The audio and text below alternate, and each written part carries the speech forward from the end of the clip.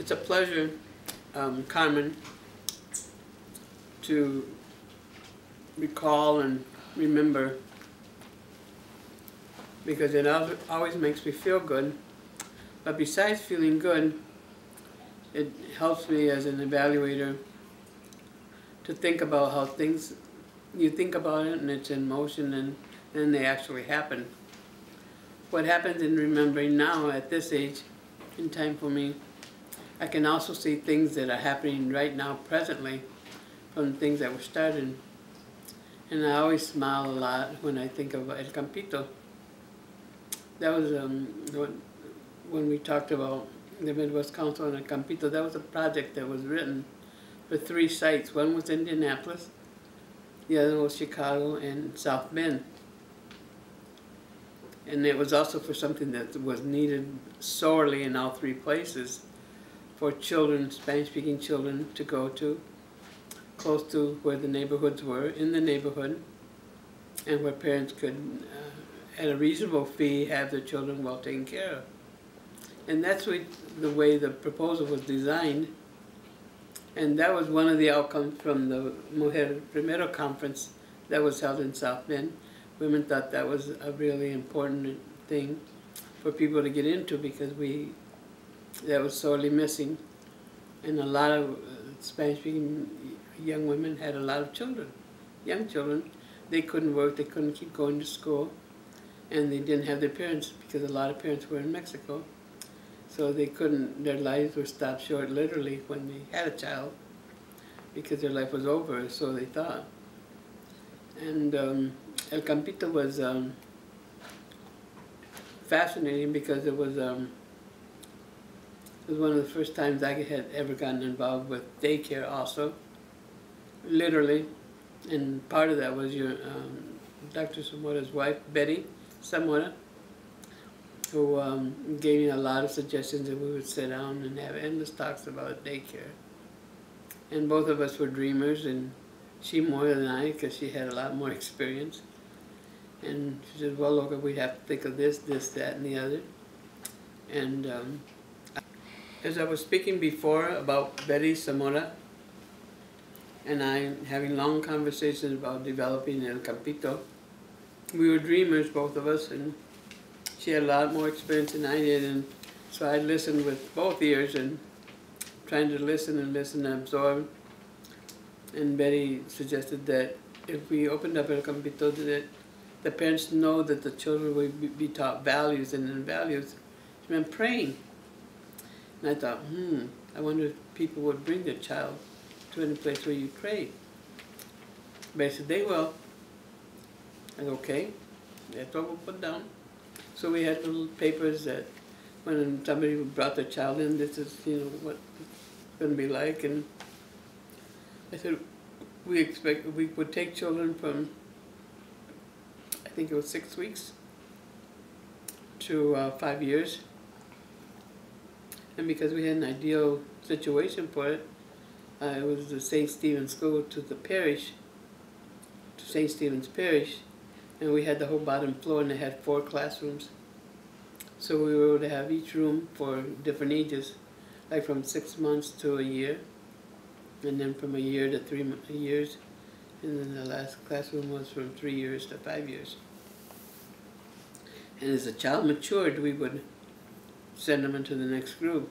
Or if there was brothers and sisters, at some point we'd have 3 of the same family there. And it was and she said, it has to be very reasonable. She was very adamant about that. It has to be reasonable so people can afford to bring it. Well, I didn't know what other daycares charged, so I started searching around, what do you charge? Some people charge outrageous, $20, $30 an hour. The younger the child, the more expensive it was.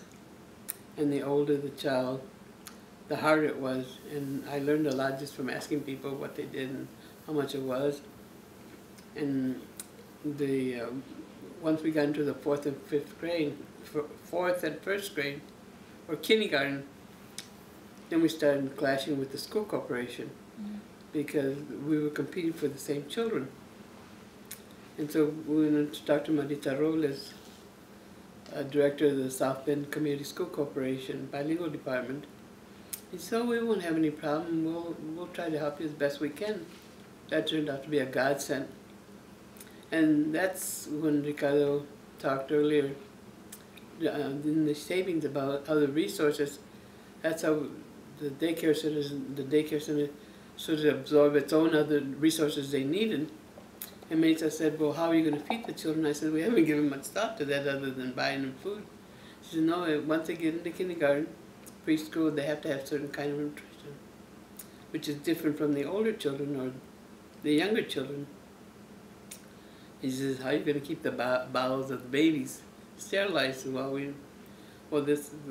This is what you have to do. So she came in with a nutritionist, and one of the things your mother was adamant, or Dr. Betty Samora was adamant about, was that we hire people from the community to help also. I thought, oh, how are we going to do that? And many of them never worked in their lives. And she says, "Yeah, that, the children, it work out, Olga." So we started looking for ladies over 75 years, older women. And that turned out to be a godsend also, because they knew how to work with babies. They knew when the baby's down, whatever condition the baby had, they knew what was wrong, or when it was time to call the doctor in or take the baby to a doctor. And then we started working with St. Mary's College to see if the ladies could go to learn English, basic English. And St. Mary said, "Yeah, we'll do a school of that." Some of our education people are willing to work up extra hours, and we're going to take the ladies as long as they finish the semester, that we can even give them a certificate of completion to the work they were doing. I thought, wow, this is really falling into place. And of course, Betty was just beaming also, because here was, we thought taking care of children was just taking care of children, bringing them in and making them happy and having their parents pick them up, and it turned out it began to be a different task.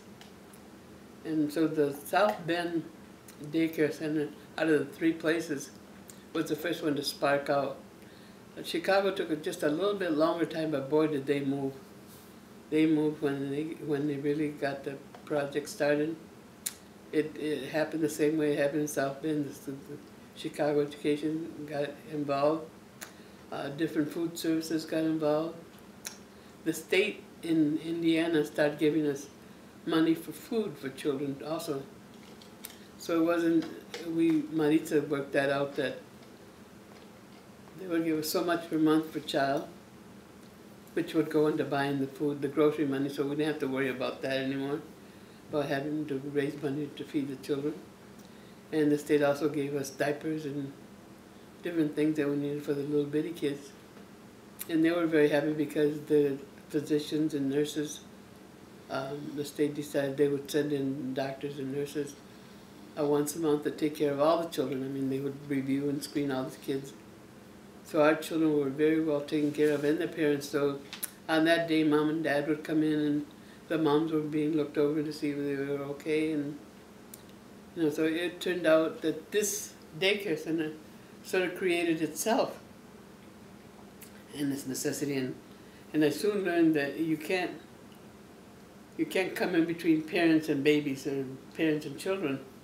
And everybody's willing to give to children. Nobody wants to say no to a child. So it was Mrs. Nino, the director, that was eventually hired, and her husband. Her husband was an amputee of one arm, and he was the hardest worker I have ever seen. Just daily cleanup. He was the janitor there, but he was more than janitor. He was the bus driver. He was the cook to clean the kitchen and the bathrooms and wax the floors, or if they couldn't bring the children, and she'd go to the house of the child. What happened? Well, our car won't start. Well, I'll take the child in and bring him back. And at that point, we didn't have transportation. And soon after that, we were able to get a small bus. And the bus started. He was the bus driver with one hand, and he drove those children around. Mr. Nino was a very stubborn man, but he was also one of the hardest workers I have ever seen, ever known. for that project. So in combination of them, they were terrific, Mrs. Nino and Mr. Nino. And they were not well-educated people, but they would really love the children. They loved the children. And the way it led up to El Campito is she had the children, she was taking care of children in her home.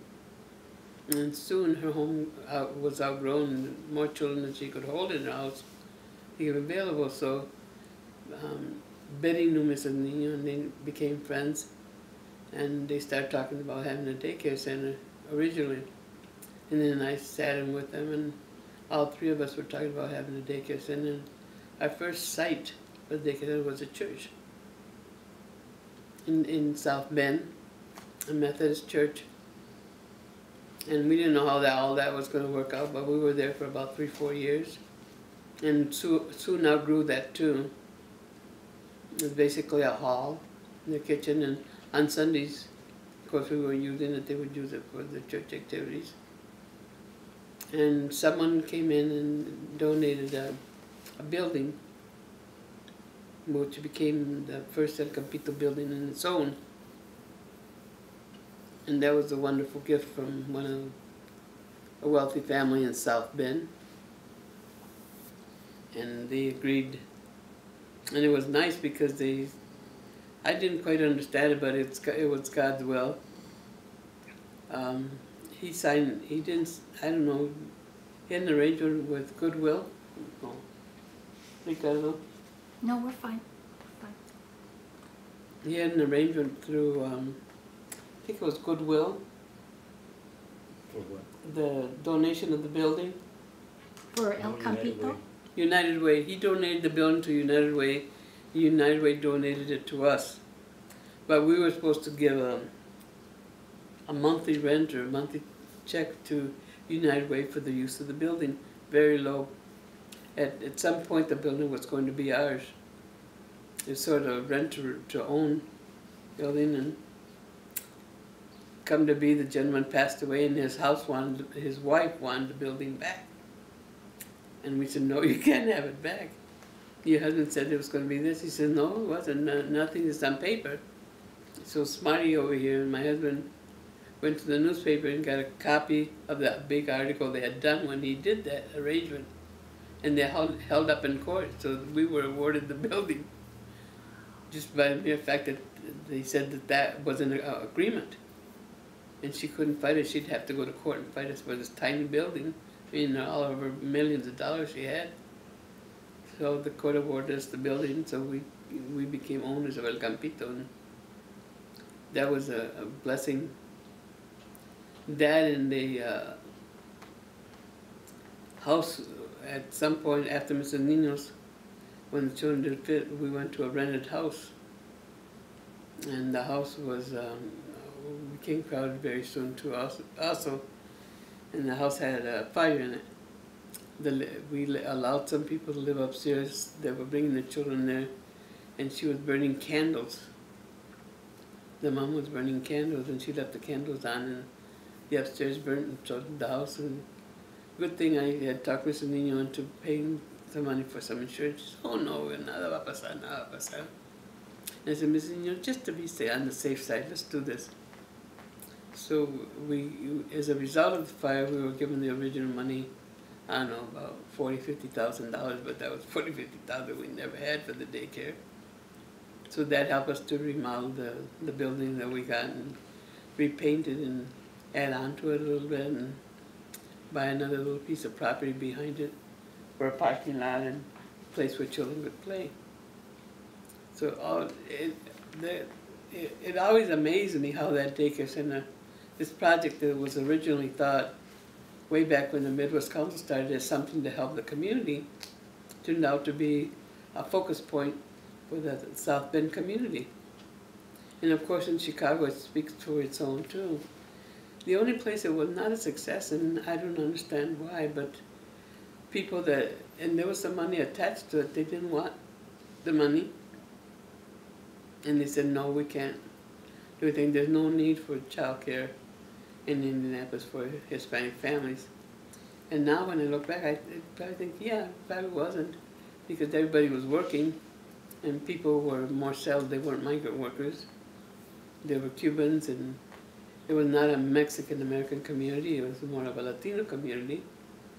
And they didn't see themselves taking their children to a Mexican daycare center, or a daycare center where people learn to pray or speak Spanish. They want to learn English and, you know, be on their way and be just like everybody else, which it's not good or bad, but it's just the way it was. But Indianapolis was the only place where nothing happened there. But the projects from the Midwest Council oftentimes were started as projects just to help in one way, and it turned out to be a binding thing that coalesced the whole community and all of the people in the community that wanted to do something.